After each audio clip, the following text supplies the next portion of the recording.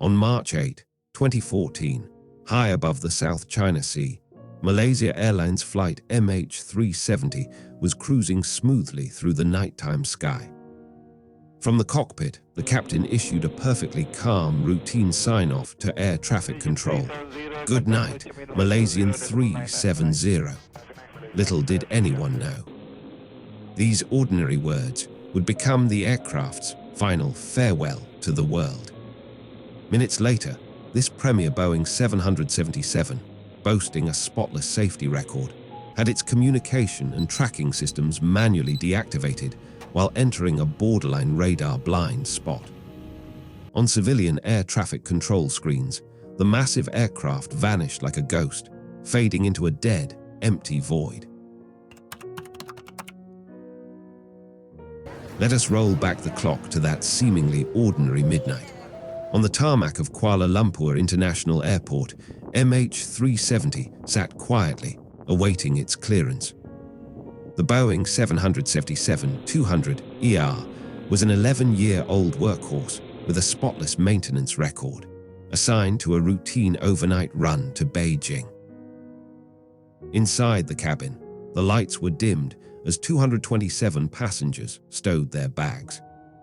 Among them were a celebrated delegation of Chinese artists eager to return home, newlyweds embarking on their honeymoon, and two young Iranian men traveling on stolen European passports, hoping this flight would be their gateway to a new life in Europe. At the controls was an elite crew. 53-year-old Captain Zahiri Ahmad Shah was a 33-year veteran with over 18,000 flying hours, a true aviation enthusiast who had built a professional, life-sized flight simulator in his own home. Beside him was 27-year-old First Officer Farik Abdul Hamid, flying the 777 for one of his final training runs, with his wedding just around the corner. At 12:41 a.m., the twin engines roared, and MH370 lifted off into the dark sky. As passengers drifted to sleep in the warm cabin, an invisible trap was already closing around them. At 1:07 a.m., the plane transmitted its final automated ACARS data link. By 1:19 a.m., the jet reached the absolute border between Malaysian and Vietnamese air traffic control airspace. In this exact handover zone, a notorious operational blind spot, the cockpit issued its calm goodbye. 2 minutes later, mystery struck. Someone inside the cockpit, with chilling precision, manually shut down the ACARS communication system and seconds later switched off the transponder. On civilian radar screens, the bright green blip of MH370 instantly flatlined into a dead, empty void. While civilian air traffic control was left blind, Malaysian military radar captured a chilling reality. The massive airliner executed a sharp, aggressive tactical U-turn, heading back across the Malay Peninsula and intentionally skirting international radar borders to evade detection. Even more hauntingly, as the aircraft flew past the island of Penang, First Officer Farik's personal cell phone briefly pinged a local tower, a desperate, failed attempt to connect to the world before the signal died forever.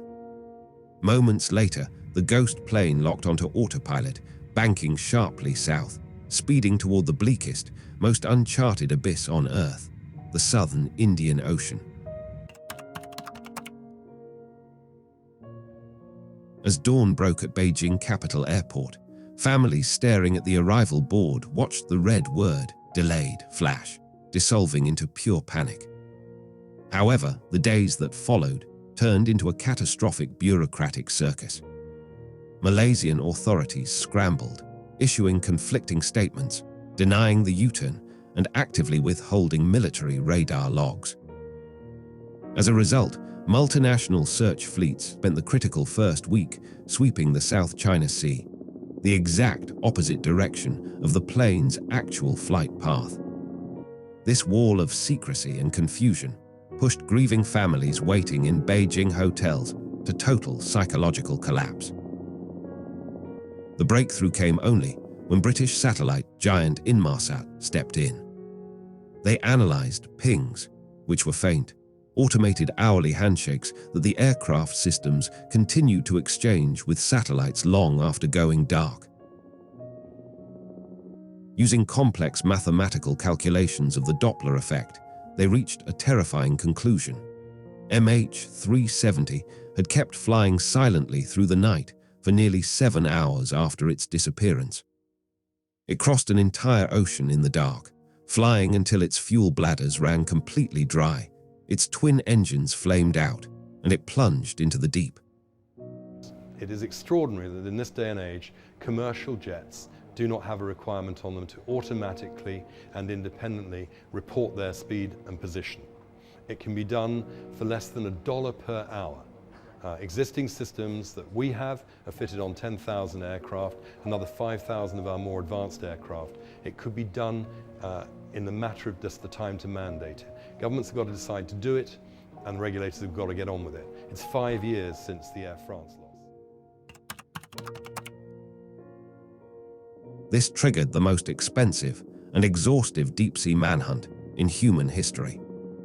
Led by Australia, China, and Malaysia, teams utilized advanced side-scan sonar and deep-sea drones to map over 120,000 square kilometers of jagged ocean trenches.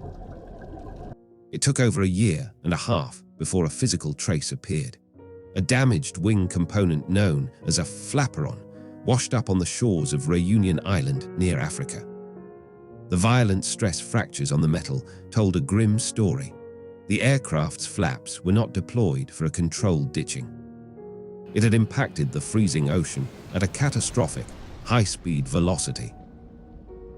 Yet these wandering fragments were just a tease.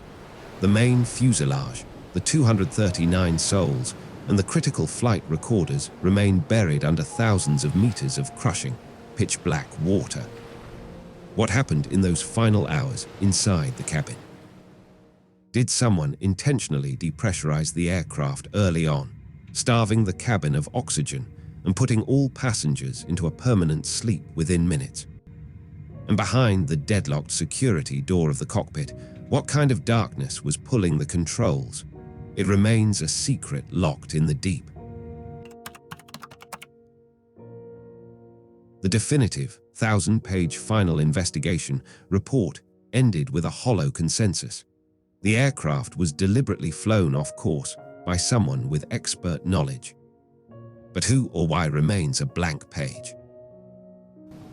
We cannot establish if the aircraft was flown by anyone other than the pilot. But we also cannot exclude the possibility that there's unlawful interference by a third party. The possibility of intervention by a third party cannot be excluded. It should be recognized that due to the significant lack of evidence available to the team, we are unable to determine with any certainty the reasons that the aircraft diverted from its far flight plan route.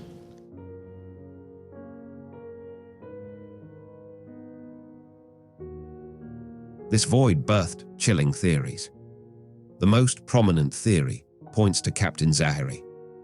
Investigators later recovered deleted data points on his home flight simulator that mapped out a path closely mirroring the route MH370 took into the southern Indian Ocean. Was this a long-planned, cold-blooded murder-suicide? Or did a hacker breach the jet's software? Every theory leaves holes. The answers remain frozen. The sudden evaporation of MH370 shattered our blind confidence in modern tracking technology. It exposed a glaring vulnerability in global airspace surveillance. The terrifying fact that a premier jetliner could just go dark in the 21st century. In terms of MH370, the same questions that we asked 10 years ago still haven't been answered today. We still don't know what happened to the plane, why it turned around, and where it is today. In terms of the emotional toll MH370 has taken on my life, I would say that it's very complex and I believe that that's due to the lack of closure. For example, like logically, I have accepted to quite a large extent that I'll probably never see my mother again and that the plane has somehow ended its flight in the southern Indian Ocean. But I notice that I subconsciously also am unable to speak about my mom in the past tense. I always speak about her in the present tense, and for people who don't know me, who speak to me, and maybe they casually ask me, oh, how are your parents? Where are your parents? My answers will always just make it sound like my mom is away on holiday. I think it's really, really important that the search for MH370 continues, not just for the next of kin, not just for our closure, but for the flying public. I truly, truly believe that today it's us, but tomorrow it could be you. So every time you take to the skies or someone you love takes to the skies, it's entirely possible that that plane can just vanish into thin air. 239 names. Leaving behind 239 heartbroken families, they boarded that midnight flight with hearts full of anticipation for the journey ahead, some traveling to reunite with loved ones, others setting off to build new futures. Instead, they cascaded into the loneliest trench on Earth.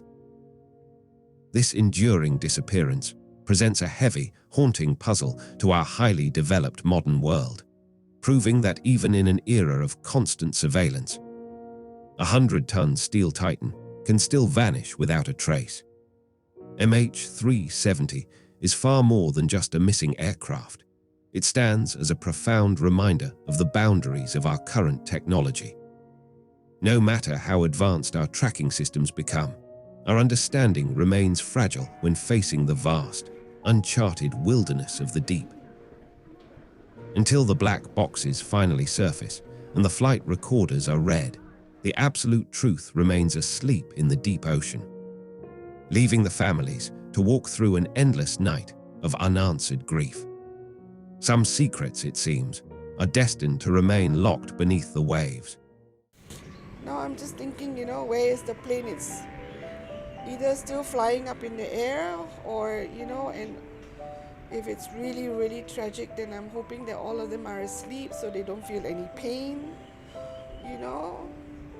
I'm just imagining their last moments, what are they thinking of? And I'm sure they're all thinking of their family that, are at home that love them. So it's hard, but we'll get through the day. It's just the emotion now that's catching up, but you'll get better. It's not about the money, it is about finding the truth of what happened, and no secrecy, no hiding of information. I think the lawsuit also is to get that answer. It's not all about the money, because money don't bring them back.